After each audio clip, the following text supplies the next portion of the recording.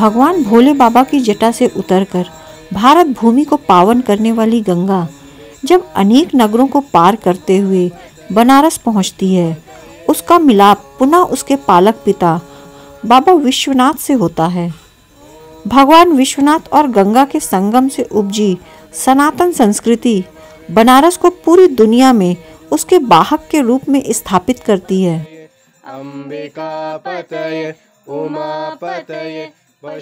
काशी यानी आज का बनारस, यानी वरुणा और 80 नदियों के बीच की दिव्य भूमि बनारस।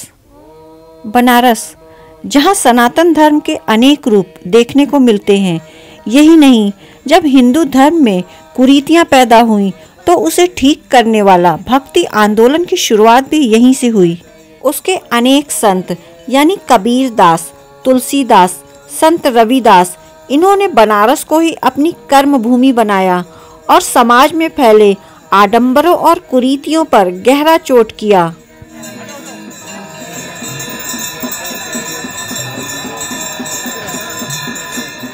दुनिया को अहिंसा का संदेश देने वाले महात्मा बुद्ध ने अपने बुद्धत्व को परखने के लिए इसी प्राचीन नगरी का चुनाव किया।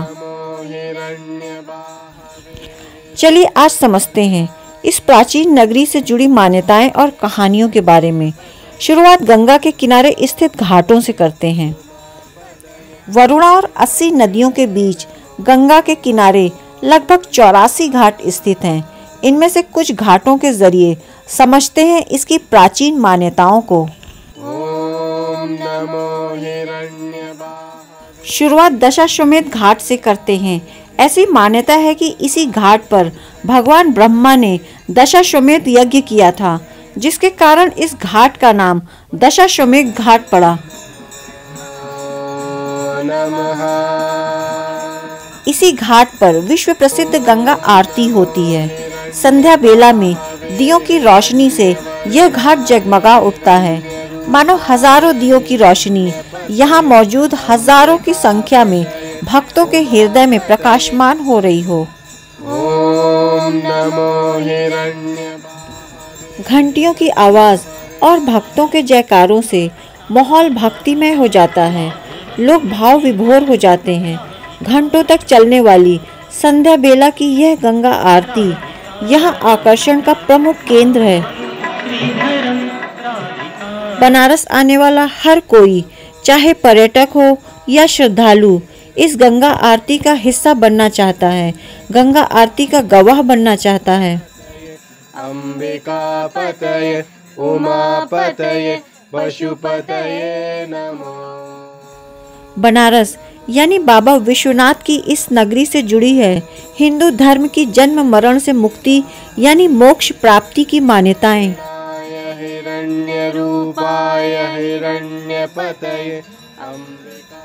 इस मान्यता से जुड़े कर्मकांड ज्यादातर मणिकर्णिका घाट और हरिश्चंद्र घाट पर होते हैं।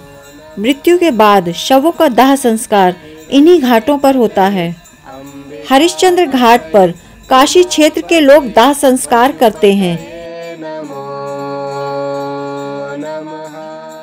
इस घाट का नाम राजा हरिश्चंद्र के नाम पर है। ऐसी मान्यता है कि राजा हरिश्चंद्र अपना राजपाट दान में देने के बाद इसी घाट पर जीवन यापन के लिए शवों के दाह संस्कार का काम किया करते थे। पशुपतये नमो नमः।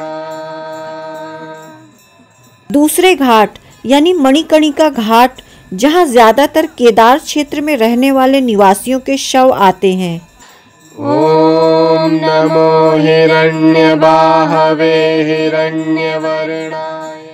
इस महाशमशान में सातों पहर 24 घंटे शव के दाह संस्कार की अग्नि प्रज्वलित रहती है। इस घाट के बारे में मान्यता है कि माता पार्वती की मणियुक्त कान की बाली यहाँ गुम हो गई थी। भगवान शिव के लोगों से पूछने के बावजूद भी उसका पता नहीं चला। इस पर क्रोधित होकर भगवान शिव ने यहाँ के लोगों को श्राप दे दिया, जाओ, हमेशा तुम्हें शवों का दाह संस्कार करना पड़ेगा। पशुपतये नमो नमः। ओम नमो। यहाँ का डोम राजा आने वाले हर मृत शरीर को अग्नि प्रदान करते हैं। यहाँ गंगा के तट पर अनेक लोग अपने पूर्वजों का अस्थि विसर्जन करते मिल जाएंगे। पूर्वजों के जन्म मरण से मुक्ति के लिए उनका पिंड दान करते मिल जाएंगे। किसी ने खूब कहा है, कदम तो रखो काशी में, तर जाओगे काशी में। हिरण्य रूपाय हिरण्यपतये अंबिकापतये। इन्हीं घाटों पर कबीर की मुलाकात अपने गुरु रामदास से हुई। गुरु रामदास से ज्ञान प्राप्ति के बाद कबीर संत कबीर दास बन गए। कबीर ने इसी बनारस में निर्गुण भक्ति की मार्ग प्रशस्त किया। कबीर ने हमें निर्भय होकर निर्गुण की उपासना करना सिखाया। कबीर ने समाज में फैले आडंबर और कर्म कांडों पर गहरा आघात किया। उन्होंने कहा, भगवान की आराधना हमें भय से नहीं, प्रेम से करनी चाहिए। कबीर ने सही कहा, दुख में सुमिरन सब करे, सुख में करे न कोई। जो सुख में सुमिरन करे, दुख काहे का होए।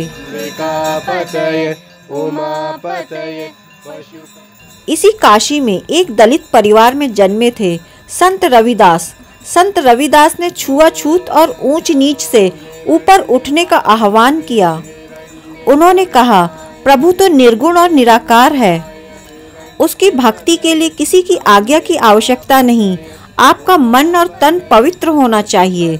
संत रविदास ने यही 80 घाट पर अपनी भक्ति की परंपरा को नया आयाम दिया।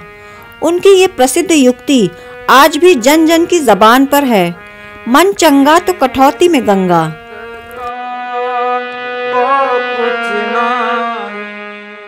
इन्हीं घाटों में एक घाट है तुलसी घाट। इन्हें कौन नहीं जानता।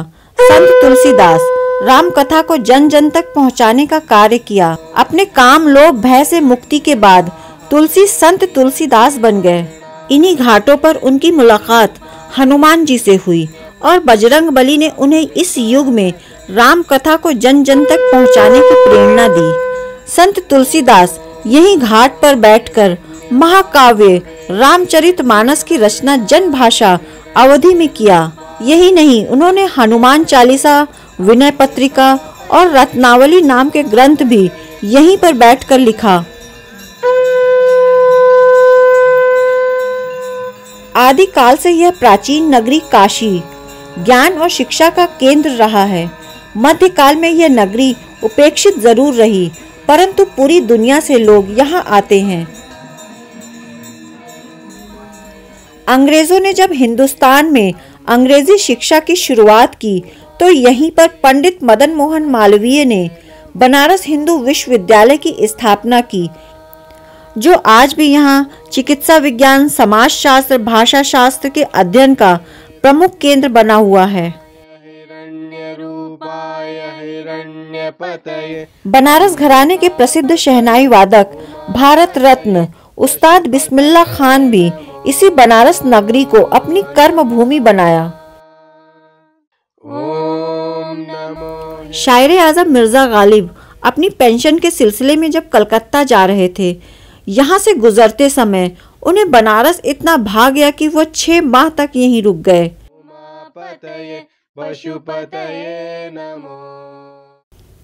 उन्होंने अपनी प्रसिद्ध नज्म चिरागे दैर, जिसका अर्थ होता है मंदिर का दिया, यहीं पर लिखा। उन्होंने लिखा, बनारस उस खूबसूरत औरत की तरह है जो गंगा के आईने में सुबह दोपहर शाम अपने खूबसूरती को निहारती रहती है। ये इबादत खाना उन लोगों का है जो शंख से सुरीली आवाज पैदा करते हैं। सचमुच ये हिंदुस्तान का काबा है। अंत में इतना ही कि हजारों वर्षों से अपनी मूल संस्कृति के सैकड़ों रंग लिए इस काशी में जरूर आइए, जहां आज भी यहाँ के मस्त लोग देवताओं पर जल चढ़ाकर कहते हैं, जा खुश रहा, प्रसन्न रहा। पशुपतये नमो नमः।